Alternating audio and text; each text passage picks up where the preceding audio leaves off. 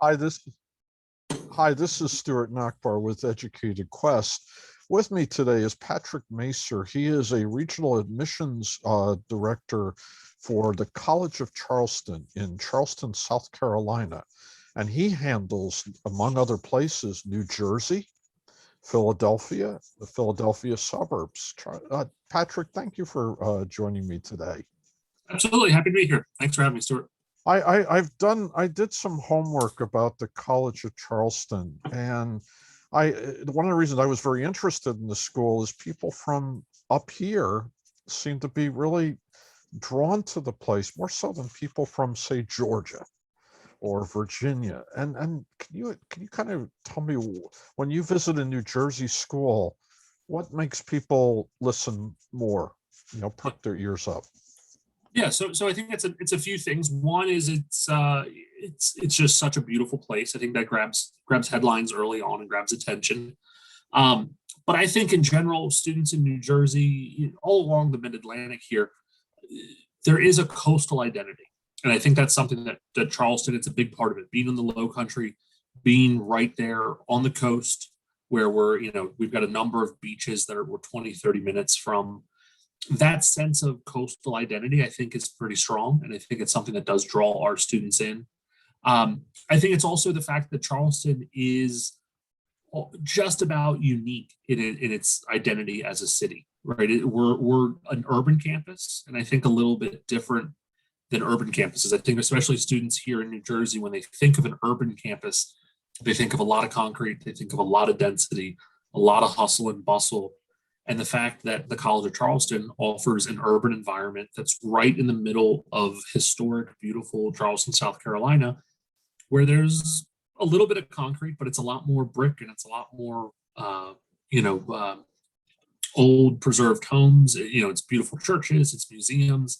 It's just a very different environment. And I think that's something that students are drawn to, is they want to have this experience where they're going to go for their undergraduate education and be challenged and be a little bit different.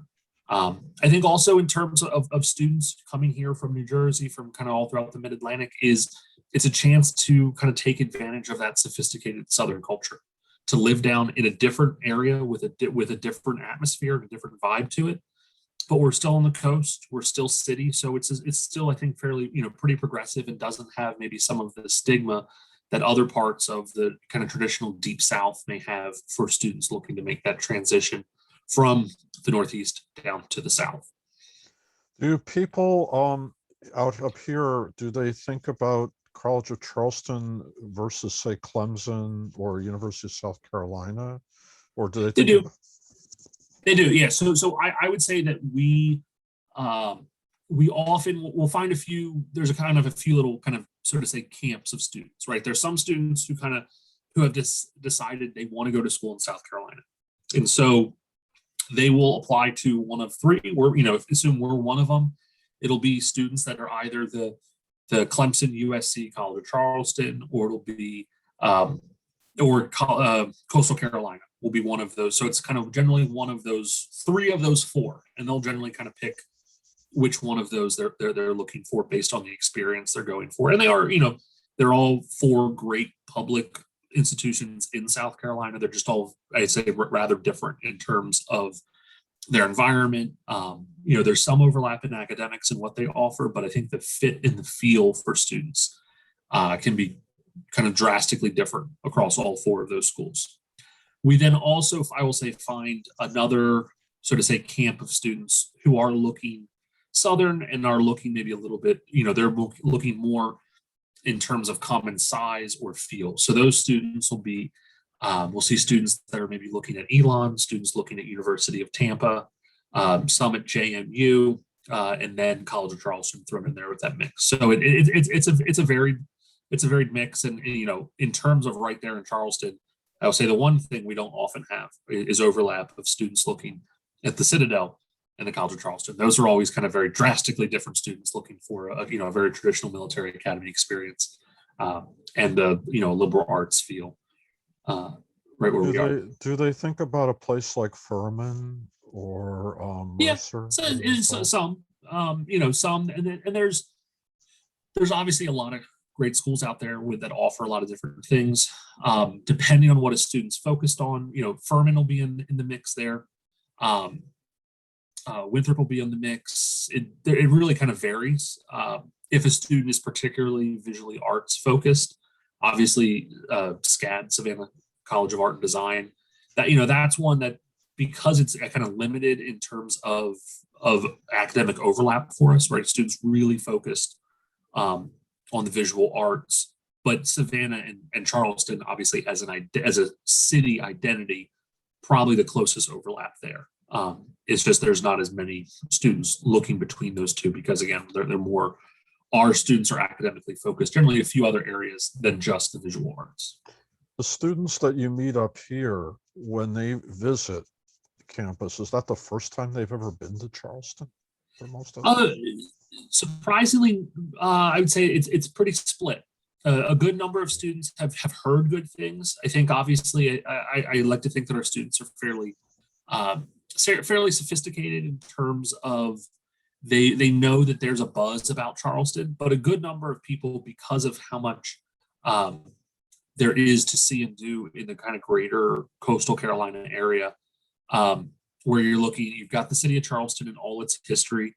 You have Hilton Head, you have Kiowa Island, you have Isle of Palm. You have a lot of places that in the course of, by the time a student is 17, 18 years old, there's a decent chance their family's taken a vacation down there, and they've kind of passed through and they've said, oh, this is different. This has a feel to it. There's an energy in Charleston. It's been just fantastically historically preserved. So my background is, one of those old buildings that's, like College of Charleston, approaching 200 years old. It's appeared in movies. It's appeared in a lot of things. It's got a feel, and that's the energy that students kind of see in Charleston. And they say, oh, there's a chance to go to school and get a great education and build these connections, but also do it in a place that really just doesn't look like most places in the country. If the college had a football team at D1, like Coastal and the two major South Carolina universities did, would that change the student body in any way? I think maybe to a degree, but I think, people always kind of ask who is our student, who is the College of Charleston student, and our students are by and large the students who are involved in a range of things. They're not going to be defined by just looking for one experience or continuing maybe that high school social experience onto the college level. And so, if we had football, sure, it might change it a little bit, but I think as more of an urban campus, right, in the sleepy city that is Charleston, it wouldn't be right on campus. I can tell you that. The real estate in Charleston is far too rich to support a large football stadium. I think it would kind of remain the same vibe. It would be something else we do. Our students definitely lean into basketball. That arena is just a few blocks off, kind of right next to campus. So it definitely adds to it. And as myself, an alum of another non-football school, I can definitely attest that there's no love lost. You're not missing much to be able to make the shift into basketball. Yeah, one thing I did read about the city is that there's roller derby. Yeah. I mean, there's so much. I mean, there's roller derby. I think one of the things I think that people are always a little bit surprised to hear with Charleston is, you talk about, oh, how great your athletics are, and we have a very successful Division I athletics. None have been as successful as our sailing team. We actually, I believe, just won another equivalent to a national championship in sailing, and again, that connects us to the water. You're not going to find as many schools that have large, well-established marinas as part of their campus and part of their facilities. But it's something that obviously not everyone's going to be a top, almost college level, or sorry, Olympic level sailor, but we still have a number of our students take it as an elective, take a 100 level elective to learn to be comfortable in the water, to gain that little bit of experience and just really soak up a really kind of iconic Charleston experience. Talking to students and talking to people that have done it, either early morning as the sun's coming up or kind of late night as the sun's starting to set, being out on a sailboat in the harbor by yourself is a pretty magical time, as they say. But it's interesting you say that because people sail here too. So they can, when they go home, now they've got, Yep. they can bring that with them. Yeah. Are there academic programs that draw people in as well? Yeah. There's a, I think in terms of programs that really draw our students in, and I think that, because students wind up in so many different majors, and I think, this, and I'm sure the students you work with know this, what you plan on doing and what you wind up doing, those sometimes aren't always the same. Students change and shift all the time. In terms of what students bring up to us, though, and students reach out to me, and they'll stop me at a school, or I'll have a meeting with them, and they say, "Hey, I really want to know about these programs." For us, I would say that it is marine biology, right? The fact that we have a great research center, we have the Grice Lab, we have boats, we spend time out on the reefs, we work in conjunction with Scripps Institute and Army Corps of Engineer and South Carolina Department of Environmental Protection and NOAA, that we work with some of these, we really work in that industry, and we have our students really getting, very much pun intended, getting their hands wet and getting dirty with this work. Marine science, marine biology is definitely one of them. Another one reflective of where we are is tourism and hospitality. We're in a living, learning environment for it. The city of Charleston, the region, normally gets between 7 and 8 million tourists a year. So within just a few blocks of campus are numerous 4 or 5-star hotels and resorts. There's just a tremendous amount of stuff for students to be able to see and do. So I think tourism, hospitality, marine science, and then, they're really just kind of drawn to the liberal arts. And that's obviously, I think, in terms of kind of differentiating, particularly South Carolina schools, that's the big differentiator there is we are a liberal arts environment. We have much more that approach. Our class sizes reflect that. Our expectations of student and teacher relationships reflect that. And so, you look at biology, and you look at psychology, you look at the whole range of liberal arts. That's also going to draw a lot of students for us as well. So you're in an environment that is very attractive. Mm-hmm. Is that what sells the student when they get there?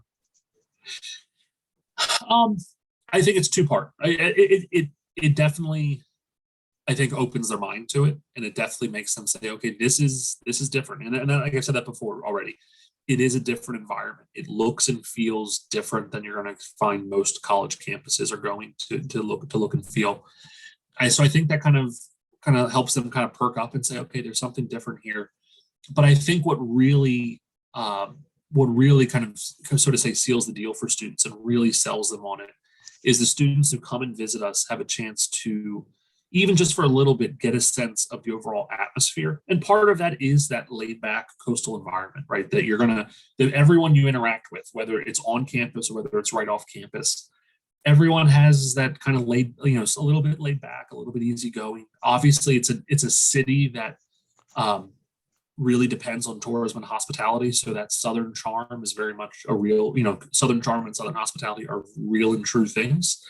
But the students that spend time on campus, they just sit back and you see, and very much our expectation is that our students are going to build strong relationships with each other, and that our students are going to build strong relationships with faculty and staff. We're an undergraduate institution primarily. We've got 10,000 undergraduates, we've got 1,000 graduate students, and we don't currently have any PhD students. So all of our faculty and staff, all of our professors, our instructors, everyone is there because they like working with undergraduates. They like working with primarily that 18 to 22-year-old group. And so that, I think, coupled in the environment where we are and seeing the beautiful things and seeing that it is such a unique and beautiful environment, those things I think really kind of overlap for our students and cue them in that there's something unique and something really exciting going on at the College of Charleston.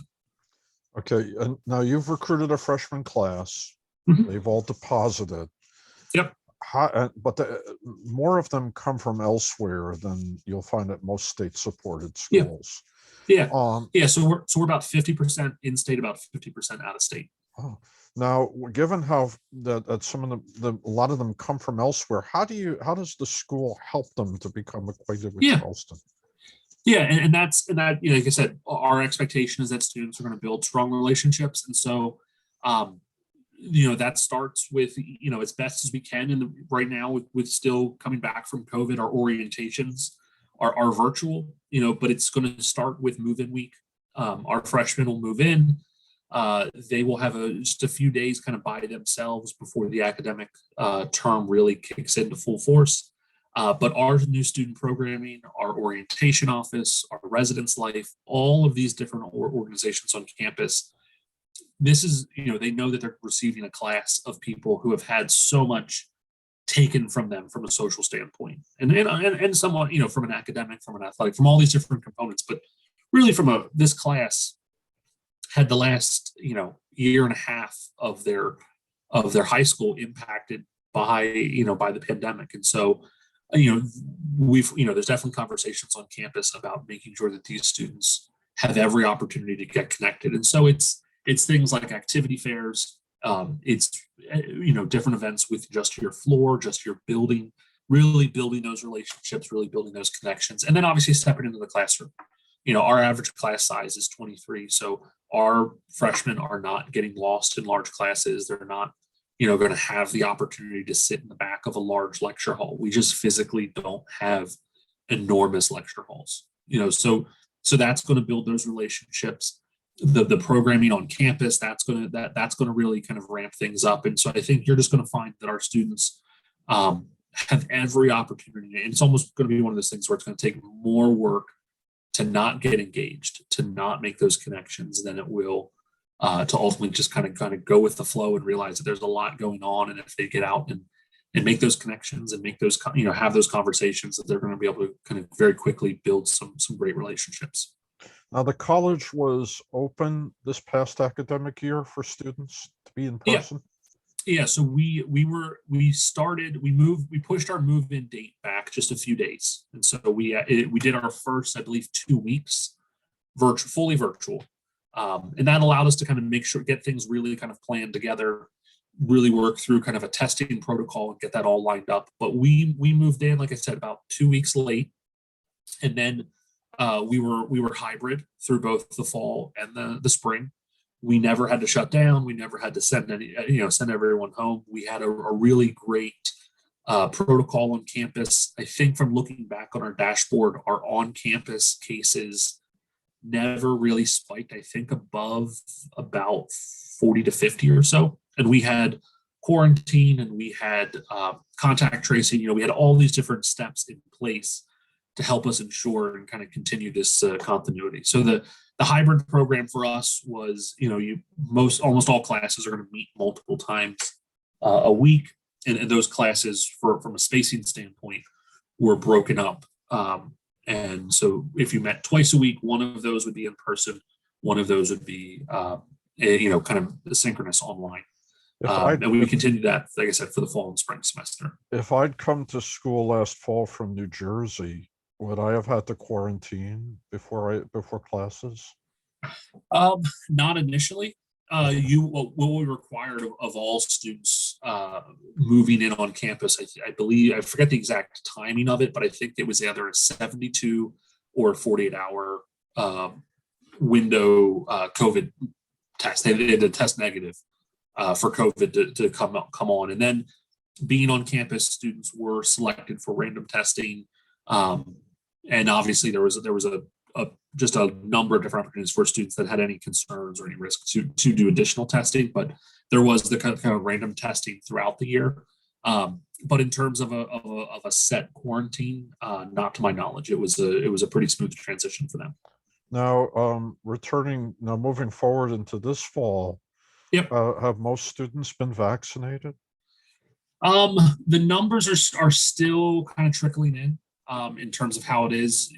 Being a public institution, we obviously have to follow the rules set by the state of South Carolina.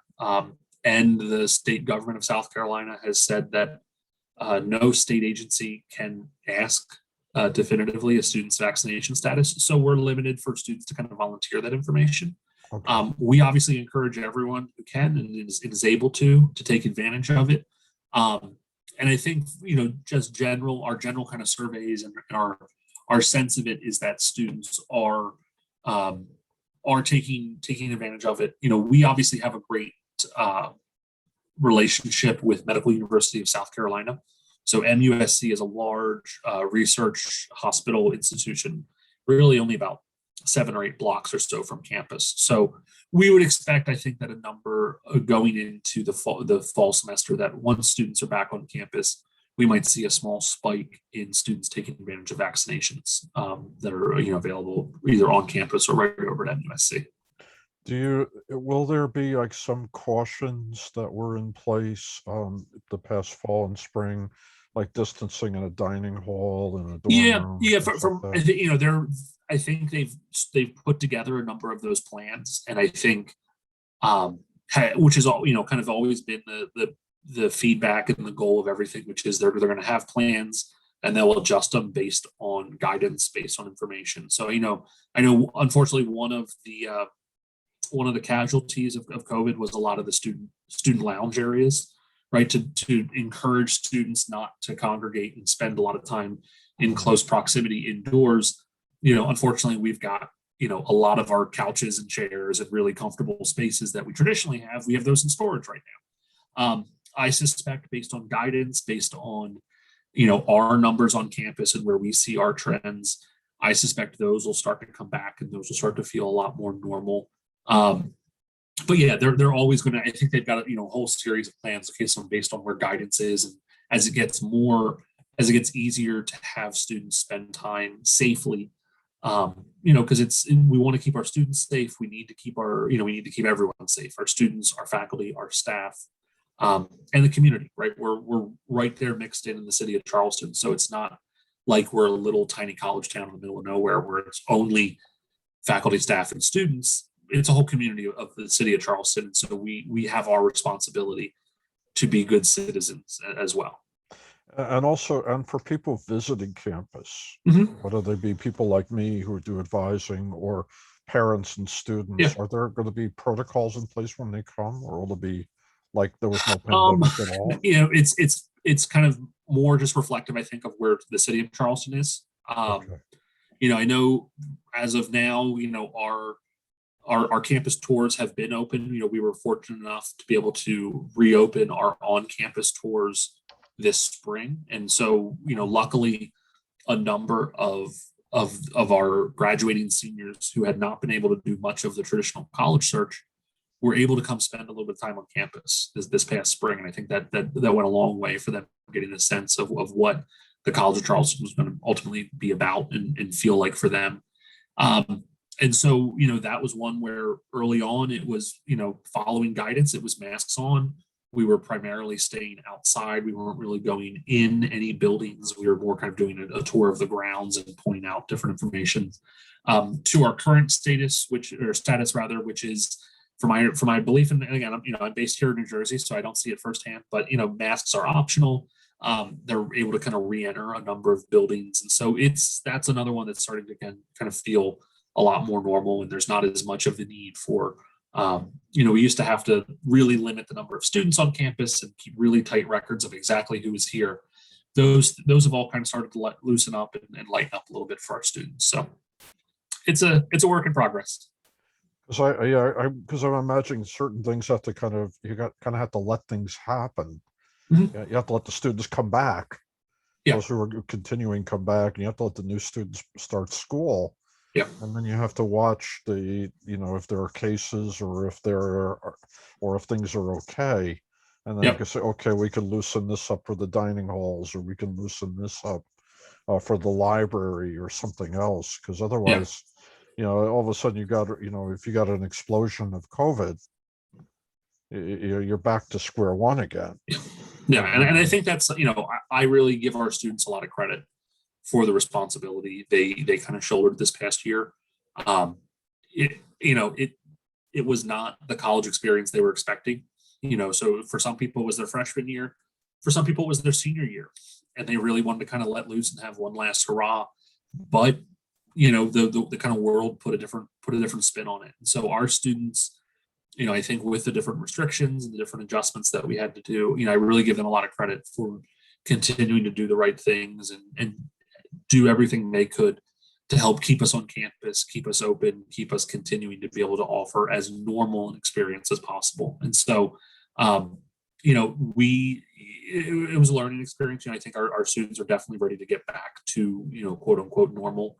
And I think they know that they know the stakes are there. And that was one of the benefits, I think, of us pushing back our move-in time last year, is it allowed some other schools to kind of get those national headlines. Because there were a few schools last year that, for a number of different reasons, found their numbers getting out of hand, and they had to make the really tough call, early on, a week or two into the semester, to send everyone home. And that's not what we wanted. That's not what anyone wanted, but that's definitely not what we wanted. And I think our students knew that was the stake. If everyone had a big party and everyone was hanging out with no masks, it was going to be probably the last party that you were going to have for quite some time.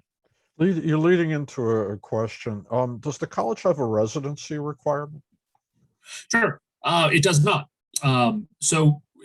Freshman housing is guaranteed. So as long as you deposit, as long as you put your housing application in by May 1st, you have a place on campus. And where we're a little bit different, I think, than some other colleges, is our off-campus housing. Some of our off-campus housing is on the same city block as on-campus housing. Right, we're right there in the city. College of Charleston is founded in 1770. We've been in our current location for a very long time. So it's really developed as kind of the College of Charleston area. And so our off-campus housing is not far. It's not like there's campus and then much further away is off-campus. So it's very much reflective of that urban environment feel. So yeah, most of our students will start on campus. I think it's upwards of 90% of our freshmen will live on campus. Again, freshmen are not required to, but then from there, the numbers really start to kind of trickle and go down from there. As students, you get comfortable, you make your friends, you want to live in a different building, you want to live different amenities, and some students really do want to have that kind of very true Charleston experience and get the Charleston City House with the side porch and, live in a house that's, 150 years or more old. So they'll typically, if they're resident students versus a commuter from home, they'll move off after like a year or two, typically. Yeah. Okay. And that's the other thing I think that's a little bit different than, is if you look at the state of South Carolina, Charleston is not the bulk of where South Carolina residents live. Much more of South Carolina's population is coming from kind of the Charlotte suburbs, is coming from Spartanburg, Greenville. So even we're 50% in-state. Most of our in-state students are coming from more than 2 hours away. So even our in-state, our proportion of kind of quote unquote commuters and people who don't spend time on campus is really quite small, because most people are just coming from a further distance. It's not like we have a huge local population that are just kind of making that transition to a local institution. So it really does, create a great environment. I look back on, as Hurricane Elsa is hitting Charleston right now and appears to not be doing much damage, other than causing a bit of rain, hopefully. My first year with Charleston was, before the time of COVID, very normal experience. About a week into campus, we had a hurricane bearing down on the city of Charleston, and the governor gave the evacuation order for all coastal counties, including the city of Charleston. And the College of Charleston has a really well developed and really strong hurricane plan, and we will evacuate any of our students, whether they live on campus or off campus, and that's 10,000 students. So we were about a week into campus, or about a week into school. We got the evacuation order, and the college only needed to evacuate about 150 students. Everyone else had made those connections with classmates, with people in their hall. And in terms of a hurricane, living here in New Jersey, you know how to deal with it. You just need to get about 45 minutes, an hour inland, and then you'll be fine. So A lot of people went with their in-state friends, they went with family, they were able to really spread out. So I think that's both a testament to the fact that we do have our students kind of from all over South Carolina, but also a testament to the relationships our students build and the camaraderie that kind of very quickly develops on campus. Well, my last question for today, I want you to name one tradition that students who choose this college should not miss out on, Yeah, and one food item that they should not miss out on. sure. So there's a few things. So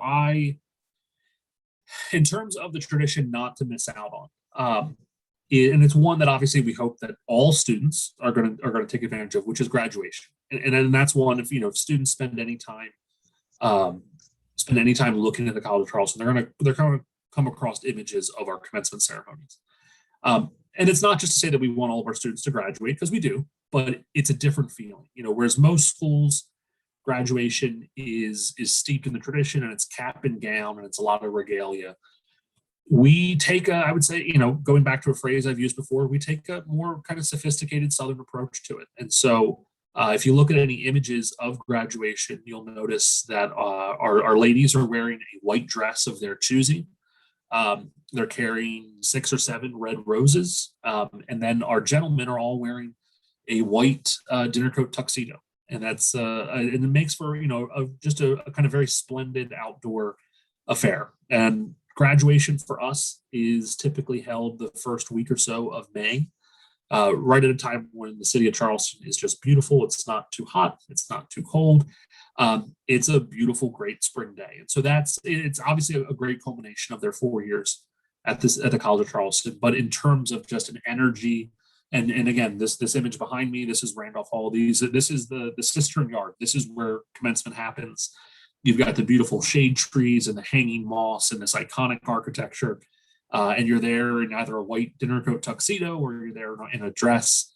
Faculty and staff, they're in regalia and they're wearing their cap and gown, but it just makes for something that is very much iconically College of Charleston. If students were getting financial help from the school, and the tuxedo or the dress was a little bit of a reach, does the school help with that, or do?